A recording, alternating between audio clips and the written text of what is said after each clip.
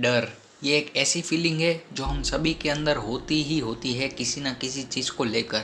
और इस दुनिया में कई सारी डरावनी चीज़ हैं।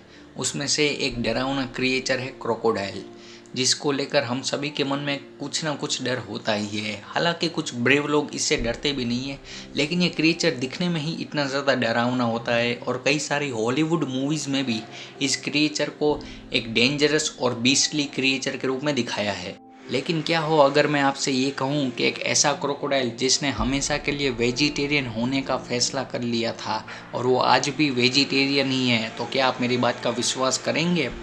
तो इसी के लिए आइए मिलते हैं बबिया मगरमच्छ से। अगर हम बात करें इस चमत्कारी क्रोकोडाइल की, तो ये केरला के अनंतपुरा मंदिर के पास जो नदी है वहाँ पर रहता है। और ये क्रोकोडाइल एक वेजिटेरियन क्रोकोडाइल है और ये सिर्फ और सिर्फ मंदिर में चढ़ाया हुआ गुड़ और चावल ही खाता है। और इस क्रोकोडाइल को इस टेम्पल का गार्डियन भी कहा जाता है।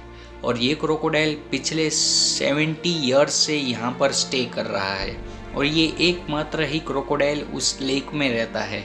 माना जाता है कि यहाँ के फिश को भी कोई खतरा नहीं है, क्योंकि हमारे बबिया क्रोकोडाइल तो एक वेजिटेरियन क्रोकोडाइल हैं और यही है इस क्रोकोडाइल की खासियत। और अगर हम इस लेक की बात करें तो इस लेक में एक टाइम पर सिर्फ एक ही क्रोकोडाइल रहता है और अगर वो कोई क्रोकोडाइल मर जाता है तो उसके बदले कोई दूसरा क्रोकोडाइल अपने आप आ जाता है।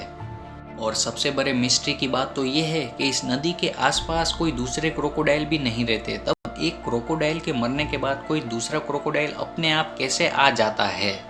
और अगर हम केरला के इस टेम्पल की बात करें तो ये टेम्पल भगवान विष्णु को डेडिकेटेड है। और यहाँ के लोकल अथॉरिटीज़ की बात करें तो उन्हें बबिया क्रोकोडाइल की वजह से आज तक एक भी परेशानी नहीं हुई है। और वहाँ के लोकल लोग तो इस क्रोकोडाइल को इस टेम्पल का गार्डियन बताते हैं।